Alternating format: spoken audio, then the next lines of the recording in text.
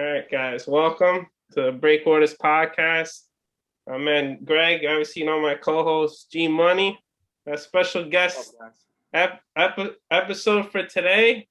It's our good friend JH. Welcome, our first guest episode. Glad you to come on, man. G Love, Greg, thanks so much for having me, guys. It's gonna be a fun time.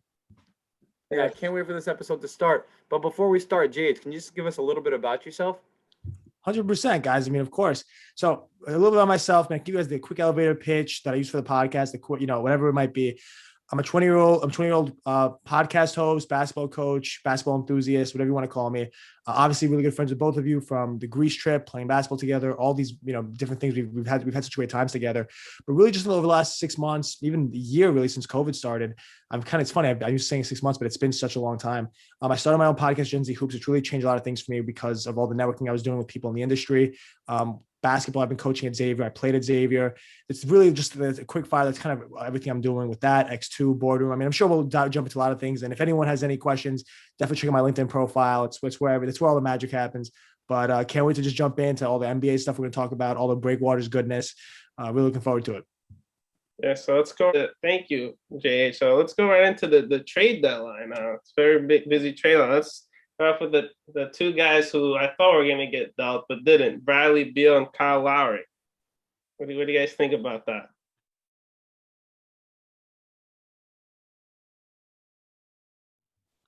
And a lot of stuff to unpack there.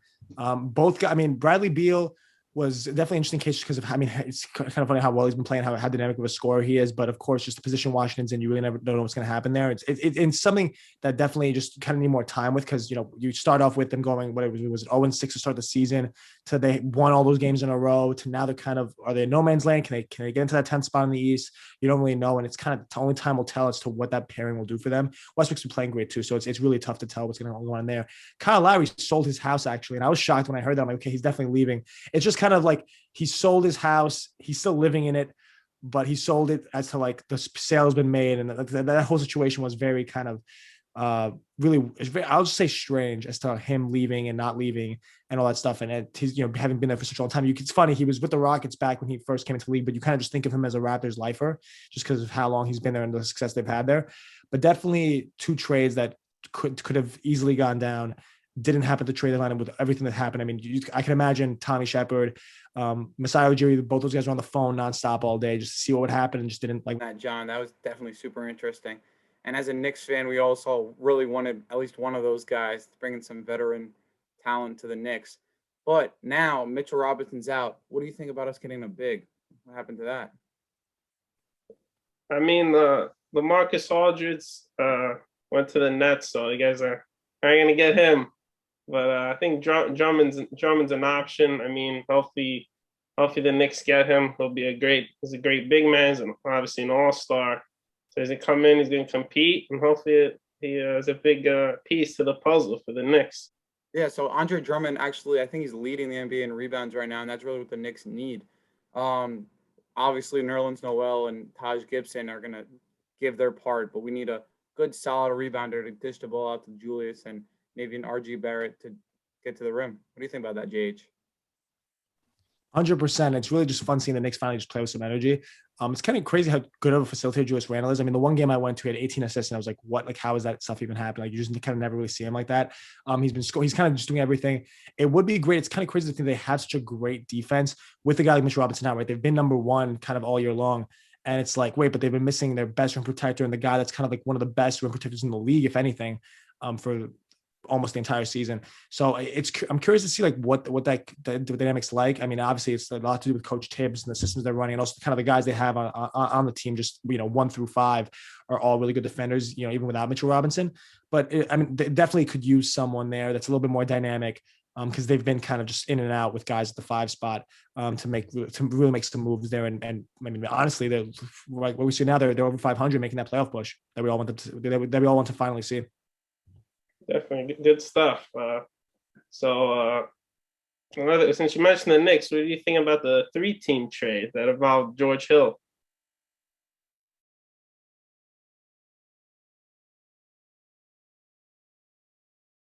I like that trade. Well, I also really like George Hill as a player, But you know what? The 76ers were in that trade too, right? The Sixers and the Thunder. I feel like the Sixers won that trade. I forgot who they won, but I was looking at it earlier and I really thought the Sixers pulled out on that one. What do you guys think? Yeah, obviously, George Hill is a veteran point guard, best name, George. Great name. He's been there in the playoffs. He was in the championship with the Cavs. Obviously, missed that. I remember missing that free throw. Then JR got the ball, all that good stuff. He's been there. He's a good backup point guard. Obviously, they couldn't get Kyle Lowry, but they got George Hill, which is good. And they got my man Ignas Brizniakis. He lit it up in Michigan in that tournament. So big college basketball fan. So I remember him went off in that tournament. So the Sixers definitely won that trade. And the one thing that really sticks out to me is just how many picks the Thunder have.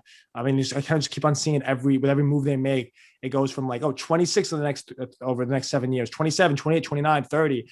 And there's only so many teams in the league and they have more picks than that in the next 7 years. So it's crazy to think about how well their rebuild's going. I mean, it obviously is all dependent on their scouting department and how well they can actually make those picks worthwhile. But definitely something to think about in terms of, wow, like every team, maybe teams win trades with getting the best player. Other teams do it situationally, so maybe they get a worse return on surface value, but those picks turn into something, and it's all about what happens with those picks. So I'm curious to see, obviously, what trades like this one, which might not seem like the blockbuster trades now, maybe look like one that we're really talking about in 3, 4.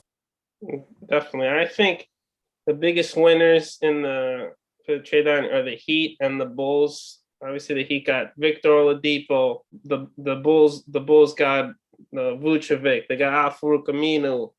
The Bulls got Daniel Theus. They're busy making moves and doing a very good job. Those teams, they could really want to make the playoffs. You said the Vucevic deal, Daniel Theis. I mean, a guy I just think of him as a guy that gets dunked on by Giannis every time that the Bucks play them. But outside of that, I mean, they're definitely. I mean, it's good seeing teams that are maybe playoff borderline. Maybe the East is obviously a whole different animal in terms of like not being as competitive as the West, obviously. But like it's kind of a little easier. Like one move could take you to the playoffs. Definitely cool seeing teams that making the moves necessary to put themselves in a spot where, okay, now we do have some firepower. Now we do have just a little more to rely on to give our fans a bit more of a show than we did before. And definitely curious to see how that plays out and where the competitiveness goes, maybe 1 through 8, now 1 through 10 with the playoff service, but what that looks like. Yeah, I forgot to have they got Bielitsa too. It's like a stretch big man, shoot the three. That was also a good pick. I forgot to add it on. Greg, what do you think?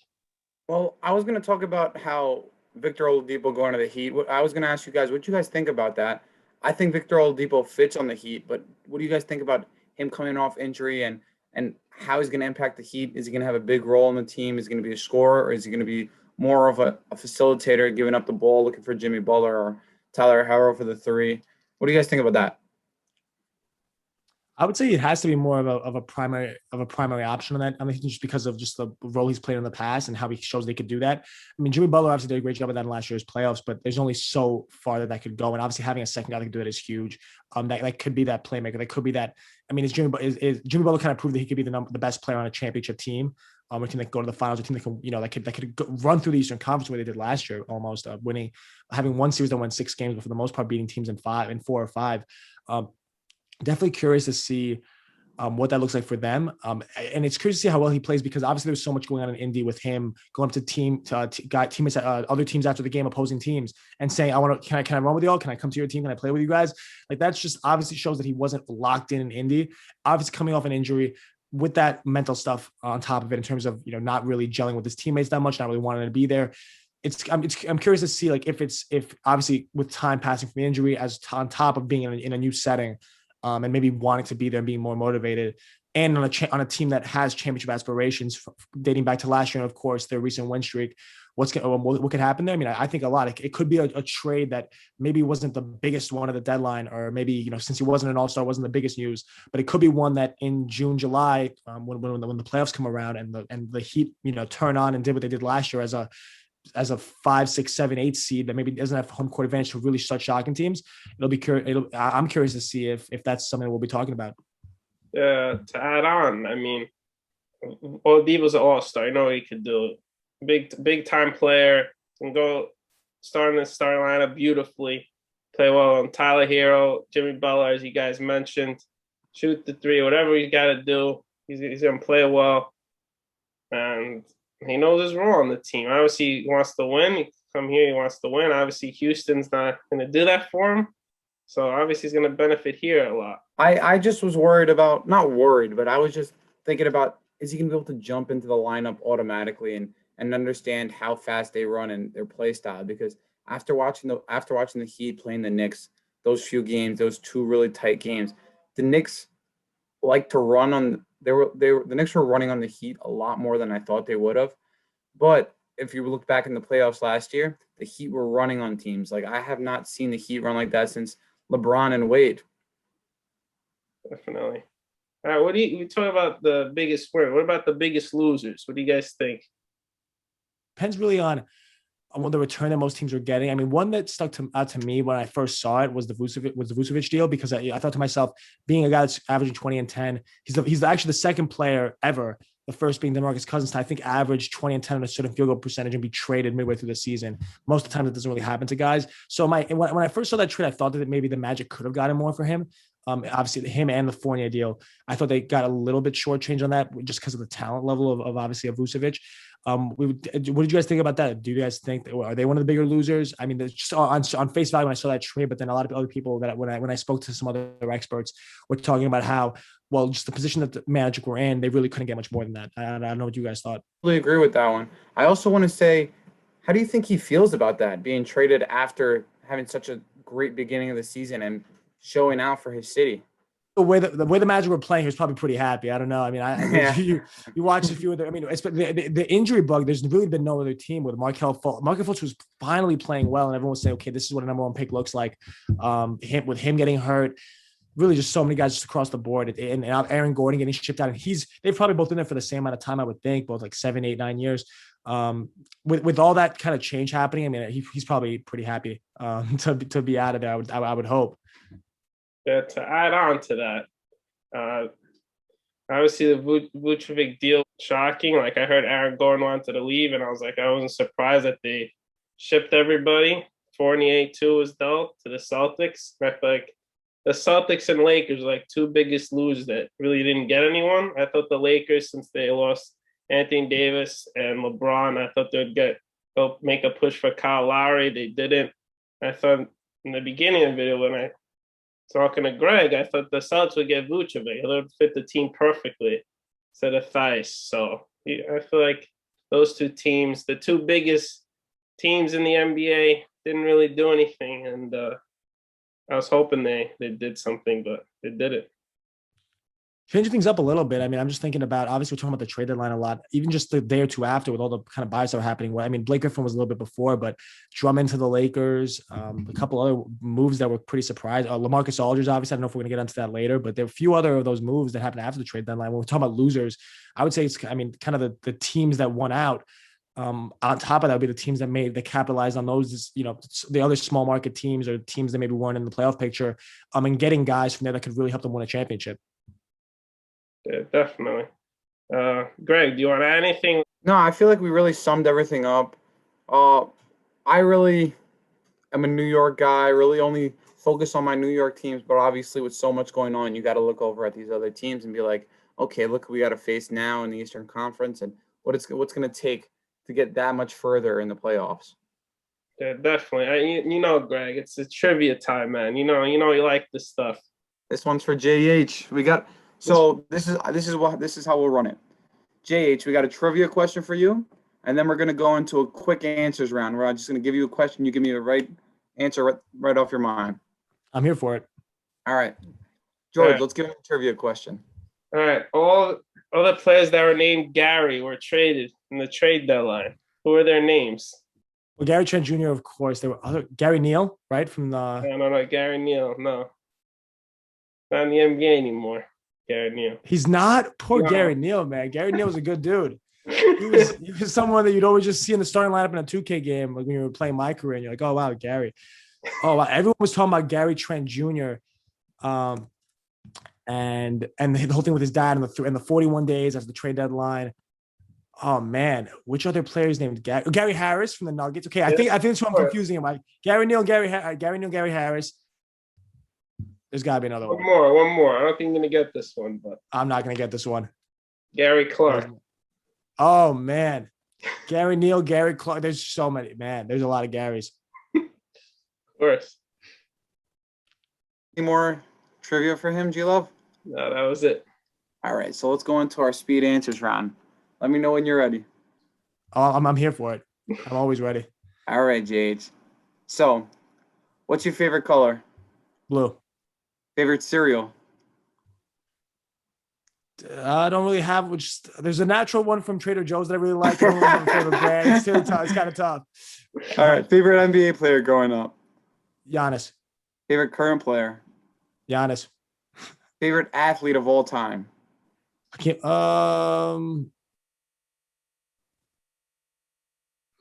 That's so tough. That is such a tough question. I really can't answer that quick fire. I would have to say.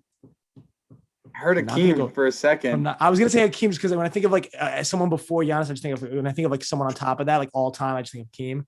But as an athlete, I'm thinking like maybe like Muhammad, like someone with value. I think maybe Muhammad Ali, someone with like really good values that you could really look up to. I would say someone like that. Good answer. Yeah. And Really number growing up? Oh, that's the tough question because I've had a few of them. So there's 21 behind me. Obviously, I wore 34 in the Greek league. 12, really a mishmash. I'm just gonna say 21. That's the one I'm always gonna go by. All right, and the Greece trip was 6. Yeah, Greece trip was 6. Now, if you needed to make a starting 5 of all time with a 6-man, who would they be? We spoke about this. I remember on the Big Fellas podcast episode, Fellas Only, that we went on. I'm pretty sure if I'm gonna remember what I said at the time, it was Kobe, Jordan, LeBron, which everyone would almost have unanimously.